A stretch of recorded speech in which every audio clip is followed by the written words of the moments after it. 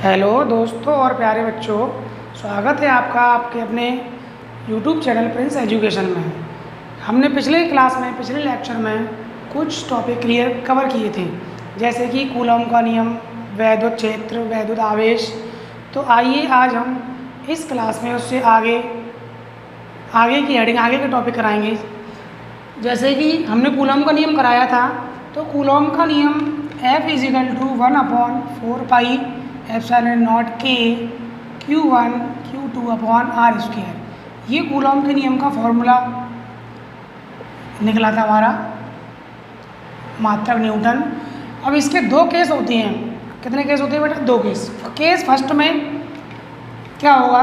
Case first में जब दोनों आवेशों के मध्य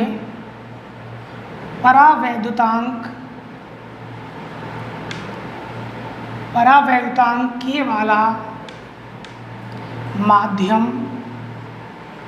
हो, तब जब दोनों आवेशों के बीच, जैसे इस प्रकार दो आवेश हमने माने थे Q1 और r दूरी पर माना था Q2, दो आवेश माने थे Q1 और Q2, उनके बीच की दूरी हमने r मानी थी। अब क्या है? जब दोनों आवेशों के मध्य परावैद्युतांक के वाला माध्यम हो, तब फॉर्मूला होगा Fm=1/4πε0 k Q1 Q2/r²। इसको हम इक्वेशन फर्स्ट डाल देंगे, समीकरण 1। अब बल निकालेंगे जब दोनों आवेशों के मध्य निर्वात या वायु हो, तब क्या फॉर्मूला होगा बल का? F=1/4πε0।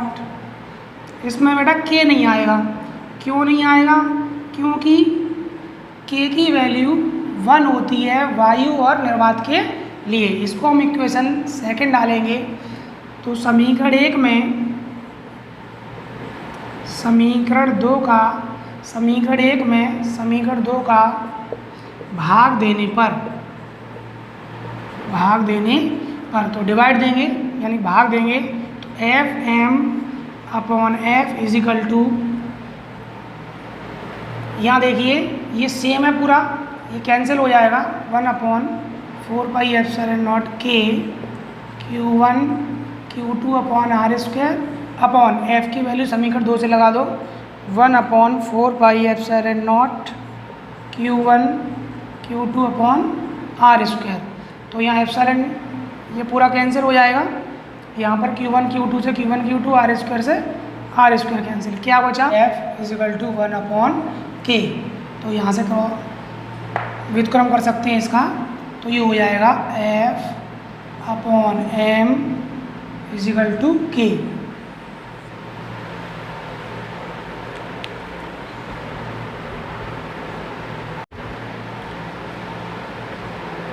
चलिए केस सेकंड में क्या है? किसी माध्यम की निरपेक्ष वैद्युशीलता एप्सिलॉन हो, तब बल F=1/4πε Q1 Q2/r²। Equation first हो गया। जब k परावैद्युतांक माध्यम हो, तब बल F=1/4πε0 k Q1 Q2/r²। Equation second. अब समीकरण 1 और 2 की तुलना कर दी। 4π से 4π कैंसिल हो गया, Q1 Q2 से Q1 Q2 कैंसिल हो गया, r² से r²। क्या बचा? 1/1/0 k क्रॉस मल्टीप्लाई 3 गुणा कर दिया, तो ये प्राप्त हुआ F=k × ε0। ये हो गया हमारा केस सेकंड। अब चलते हैं नेक्स्ट हेडिंग पर।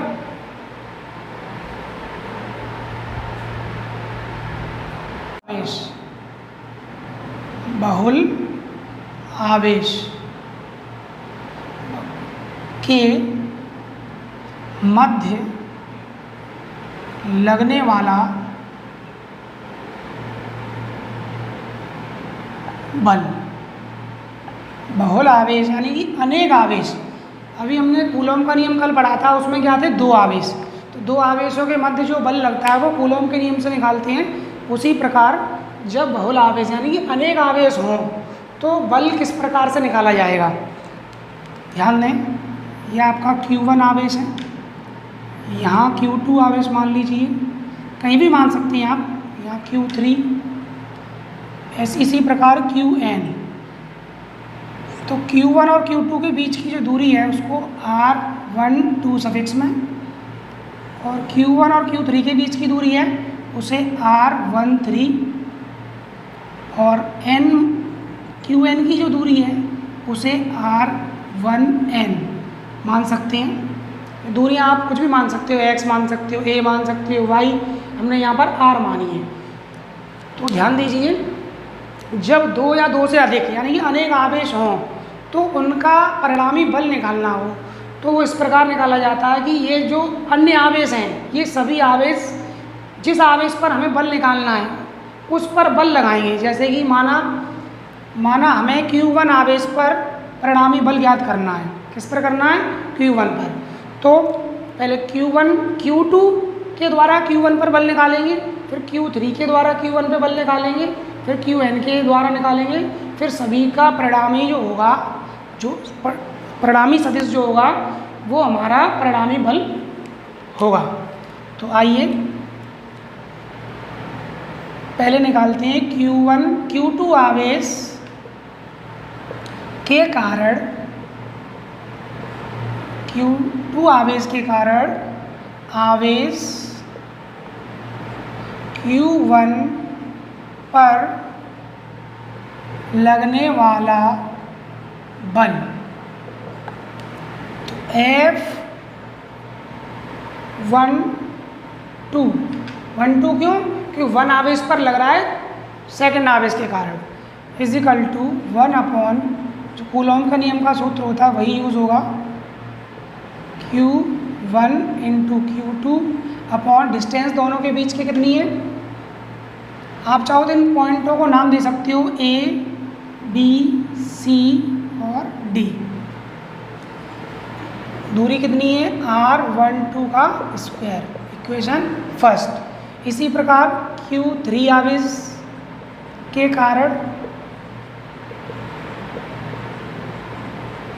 कारण आवेश Q1 पर लगने वाला बल, तो F13 हो जाएगा। क्यों हो जाएगा?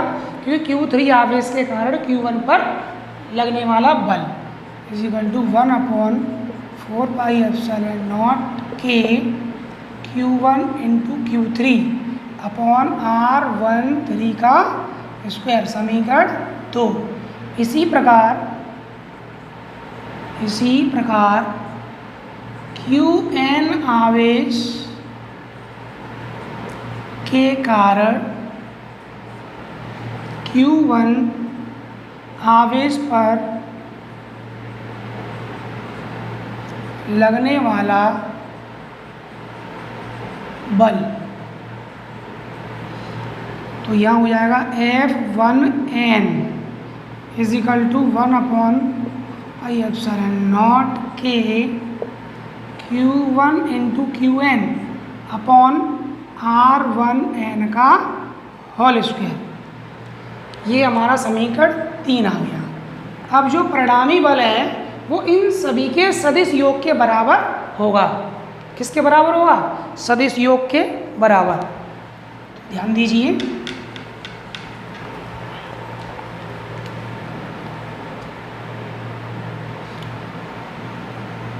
परिणामी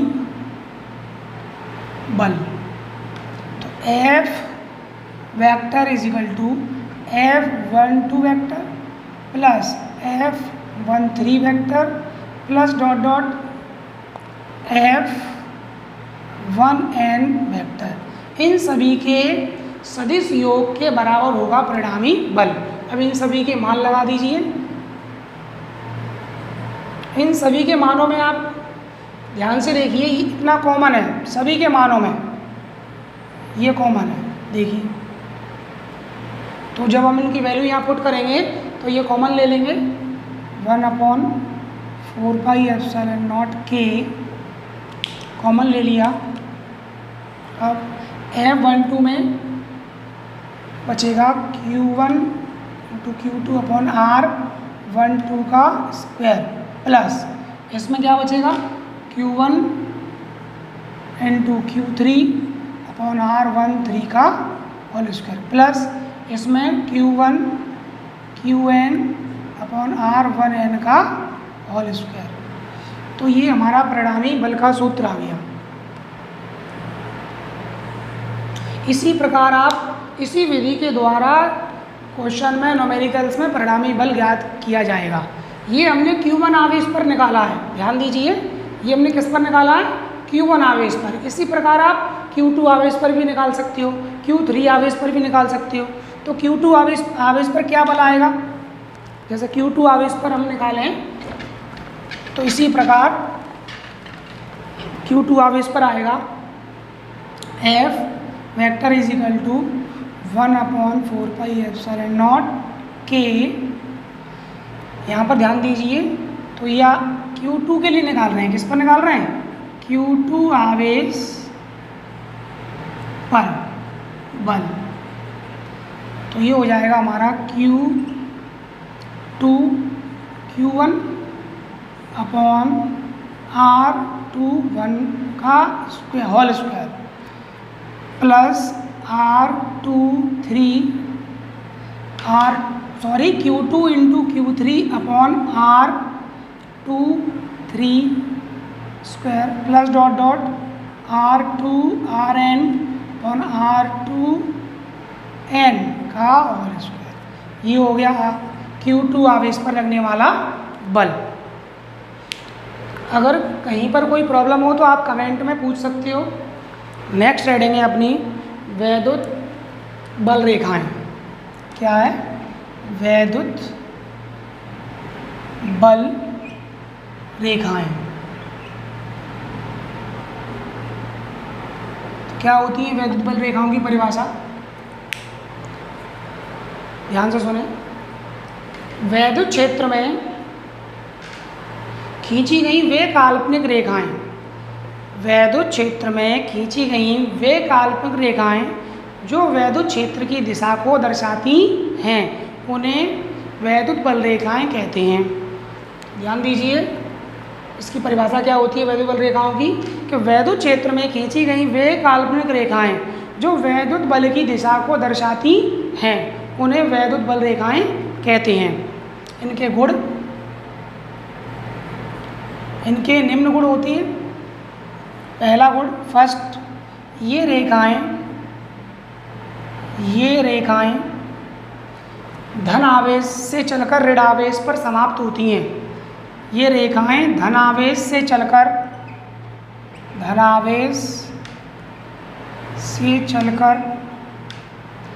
ऋण आवेश पर समाप्त होती हैं। दूसरा पॉइंट, दूसरा गुण है इसका, ये रेखाएं एक दूसरे को प्रतिच्छेद नहीं करती। ये रेखाएं एक दूसरे को प्रतिच्छेद नहीं करती, क्योंकि जहाँ ये प्रतिच्छेद करेंगी तो वहाँ पर बल की दो दिशाएं प्राप्त होंगी, और बल की दो दिशाएं प्राप्त होना असंभव है। इस कारण ये एक दूसरे को प्रतिच्छेद नहीं करती। तीसरा पॉइंट, तीसरा गुण है वैद्युत बल रेखाओं का, कि ये रेखाएं लचकदार होती हैं। ये रेखाएं डोरी की तरह लचकदार होती हैं, जो लंबाई में सिकुड़ने का प्रयत्न करती हैं, जिस कारण इनमें आकर्षण बल उत्पन्न होता है। इनमें क्या होता है, आकर्षण बल। किस प्रकार से होती हैं ये, फर्स्ट वाले में ध्यान दें, धनावेश और ऋणावेश। तो धनावेश से ये रेखाएं जाती हैं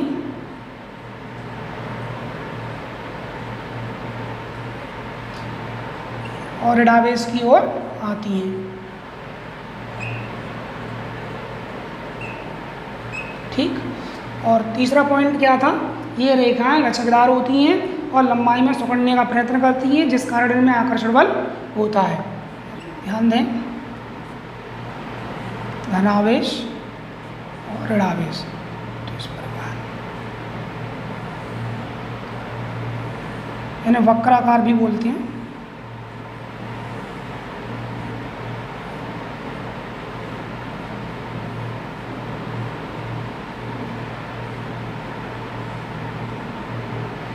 ठीक, अगला गुण, ये रेखाएं अपनी लंबाई के लंबवत दिशा में, फोर्थ पॉइंट में, ये रेखाएं अपनी लंबाई के लंबवत दिशा में दूर हटने का प्रयत्न करती हैं, जिस कारण इनमें प्रतिकर्षण बल लगता है। किस प्रकार समझिए, प्लस और ये प्लस, तो ये लंबाई में लंबवत, लंबाई के लंबवत दूर हटने का प्रयत्न करती हैं, इस प्रकार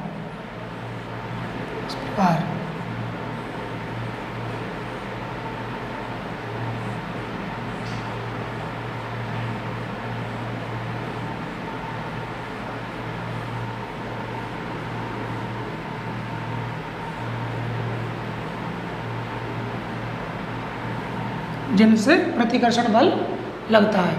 वैद्युत बल रेखाएं हो गई, समझ में आ गई होंगी, इनके गुण हो गए। अगला पॉइंट, अगली हेडिंग,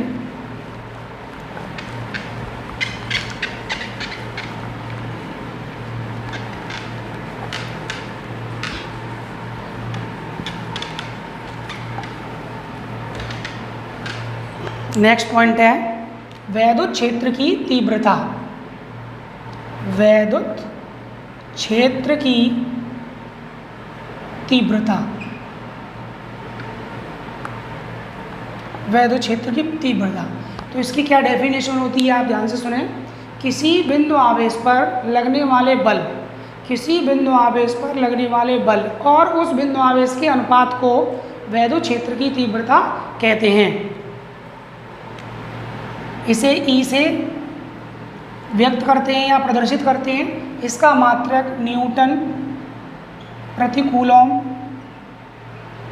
होता है। यह सदिश राशि है। इसका सूत्र F अपॉन क्यू, E बराबर F अपॉन क्यू होता है। ये सदिश राशि है तो इसका सदिश रूप E vector is equal to F vector upon Q, इसका सदिश रूप हो गया। इसकी परिभाषा एक बार आप दोबारा सुन लीजिए। इस सूत्र से ही बना सकते हैं आप। किसी बिंदु आवेश यानी कि Q, किसी बिंदु आवेश पर लगने वाले बल और उस बिंदु आवेश के अनुपात को वैद्युत क्षेत्र की तीव्रता कहते हैं। इसका विमीय सूत्र निकालेंगे, इसी सूत्र से इसका विमीय सूत्र निकलेगा। तो E का विमीय सूत्र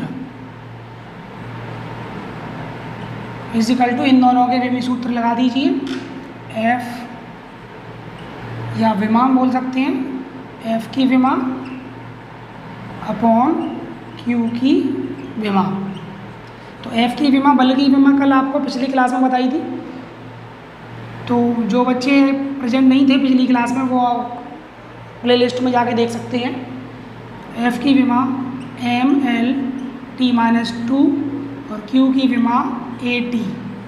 विमाओं का सिंबल होता है, बड़ी कोष्ठक में प्रेजेंट करते हैं इन्हें। इन दोनों पे 1 पावर है, ऊपर ले जाइए तो क्या होगा, mL, A ऊपर जाएगी तो A पे पावर -1, T ऊपर जाएगी तो T पे -2 है यहाँ पर, और -2 है और नीचे क्या है 1, ऊपर जाके -3 हो जाएगी। तो ये विमीय सूत्र आ गया किसका, वैद्युत क्षेत्र की तीव्रता का। Clear. Next point, next topic, आपको पूरा कोर्स विधिवत कराया जाएगा, एक एक हेडिंग। तो आप इस चैनल से जुड़ें, जुड़ने के साथ ही साथ इसको लाइक करें, सब्सक्राइब करें।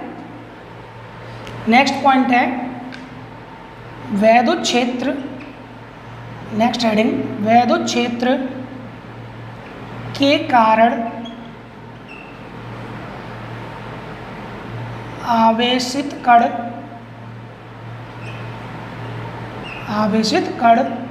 पर लगने वाला वैद्युत बल, वैद्युत बल, वैद्युत क्षेत्र के कारण आवेशित कण पर लगने वाला बल। अभी अभी हमने वैद्युत क्षेत्र की तीव्रता पढ़ी थी, उसमें E बराबर F/Q उसका सूत्र था। तो उसी फॉर्मूले से, उसी से हम यहाँ वैद्युत बल निकालेंगे। किस प्रकार निकालेंगे? E बराबर F/Q अभी पढ़ा था, तो अपॉन 1 करके क्रॉस मल्टीप्लाई कर दो। F = E × Q, F = Q × E मात्रक न्यूटन। तो ये हमारा बल आ गया। किस पर? वैद्युत क्षेत्र के कारण किसी आवेशित कण पर लगने वाला बल। यदि हमारा आवेशित कण परीक्षण आवेश हो, क्या हो? परीक्षण आवेश जो होता है Q0 या Q0, परीक्षण आवेश होना टेस्टिंग चार्ज। तो हम क्या करेंगे? यहाँ पे Q0 कर देंगे। F = E × Q0। तो ये हो गया परीक्षण आवेश पर लगने वाला बल, ये हो गया वैद्युत आवेश पर लगने वाला बल। नेक्स्ट टॉपिक, नेक्स्ट हेडिंग, किसी बिंदु आवेश के कारण वैद्युत क्षेत्र की तीव्रता। अभी हमने पिछली हेडिंग में वैद्युत बल पढ़ा था, उससे पहले हमने वैद्युत क्षेत्र की तीव्रता पढ़ी थी। वो वैद्युत क्षेत्रता की तीव्रता की परिभाषा थी, क्या फॉर्मूला था? E = F/Q। अब हम यहाँ वैद्युत क्षेत्र की तीव्रता ही निकालेंगे, परंतु किसी बिंदु आवेश के कारण। तो ध्यान दीजिए किस प्रकार निकालेंगे। ये हमने +Q आवेश मान लिया, ये बिंदु किसी बिंदु O पर स्थित है, कोई भी बिंदु मान सकते हो आप। बिंदु O पर +Q आवेश स्थित है, इसके कारण हमें किसी बिंदु पर, क्या लगा? किसी बिंदु पर। तो यहाँ से कुछ दूरी पर एक बिंदु मान लिया जाएगा P मान लो, M, X, Y कुछ भी मान सकते हैं, और दोनों के बीच की दूरी R मान ली। ठीक, इस बिंदु पर हमें क्या निकालना है? वैद्युत क्षेत्र की तीव्रता निकालनी है। तो ध्यान दीजिए, इसकी लैंग्वेज कैसे लिखेंगे आप, थ्योरी उसको पढ़ सुने। माना बिंदु O पर +Q आवेश किसी एक ऐसे माध्यम में स्थित है जिसका परावैद्युतांक K है, जिसका परावैद्युतांक K है। बिंदु O से R दूरी पर एक अन्य बिंदु P स्थित है जिस पर वैद्युत क्षेत्र की तीव्रता ज्ञात करनी है। क्या करनी है? वैद्युत क्षेत्र की तीव्रता ज्ञात करनी है। तो माना बिंदु P पर परीक्षण आवेश Q0 स्थित है, तब अब हमने बिंदु P पर क्या मान लिया? परीक्षण आवेश Q0। क्यों माना? क्योंकि इसका मान 1 होता है, कल आपको परीक्षण आवेश बताया था, ये एक इकाई धनावेश है, इसका अपना कोई वैद्युत क्षेत्र नहीं होता, तो इसको मान सकते हैं हम यहाँ पर। अब 2 आवेश हो गए, तो इन दोनों आवेशों के मध्य लगने वाला बल ज्ञात करेंगे हम, जो बताया था कूलॉम के नियम से। 2 आवेश हो गए, तो इन आवेशों के मध्य लगने वाला वैद्युत बल ये होता है F = 1/4πε0 K Q1 × Q2/R²। ये कूलॉम के नियम से सूत्र होता है, बट हमने यहाँ पर आवेश क्या माने? Q और Q0। तो यहाँ आवेश हमारे Q और Q0 हो जाएंगे। क्या हो जाएंगे? Q और Q0। इसको समीकरण 1 डाल दिया। अभी हमने वैद्युत क्षेत्र की तीव्रता की परिभाषा पढ़ी थी, तो वहीं से वैद्युत क्षेत्र की तीव्रता की परिभाषा से E = F/Q ये सूत्र होता है, पर हम निकाल रहे हैं बिंदु P पर। तो बिंदु P पर क्या आवेश है? Q0। तो Q0 कर देंगे यहाँ लिख देंगे समझने के लिए बिंदु P पर। तो बिंदु P पर आ गया। अब हमें क्या निकालनी है, हेडिंग पे गौर करो एक बार, वैद्युत क्षेत्र की तीव्रता। तो यहाँ F का मान समीकरण 1 में जो निकला वो लगा देंगे। तो समीकरण 1 से F का मान रखने पर तो E बराबर F का मान इधर रख दे रहे हैं, यहाँ पर इस साइड में। तो E इजिकल टू F का मान है, यहाँ F का मान ये लगा दे रहे हैं 1/4 pi epsilon naught K Q into Q0 upon R square upon Q0 से Q0 कट गया। E equal to 1/4 pi epsilon 0 K Q upon R square. ये हमारा सूत्र आ गया, डेरिवेशन हो गया किसी बिंदु आविष्कार वैद्युत क्षेत्र की तीव्रता। क्या सूत्र निकला, E बराबर 1/4 pi epsilon naught K Q upon R square. मात्रक होता है न्यूटन प्रति कूलॉम। कोई प्रॉब्लम किसी को हो तो पूछ सकता है कमेंट में, व्हाट्सएप नंबर पर, कहीं पर भी। अब यहाँ पर जो K है वो क्या है, माध्यम का परावर्तन। तो हम निर्वात या वायु के लिए K इजिकल टू 1 रख देंगे यहाँ पे। निर्वात और वायु के लिए K इजिकल टू 1। तो क्या फॉर्मूला प्राप्त होगा, E equal to 1/4 pi epsilon naught Q upon R square. इसमें क्या होता है, K हट गया, K की वैल्यू 1 का इंटू गया, यही आ गया न्यूटन प्रति कूलॉम। आज की क्लास में इतना ही, और आगे के टॉपिक, आगे की हेडिंग समझने के लिए आप सभी इस चैनल को सब्सक्राइब करें, लाइक करें और अपना ध्यान रखें, घर पर रहें। कोरोना महामारी अपने चरम पर बढ़ती हुई आ रही है, डेली बहुत सारे केस आ रहे हैं। आप घर पर रहें, सुरक्षित रहें। धन्यवाद।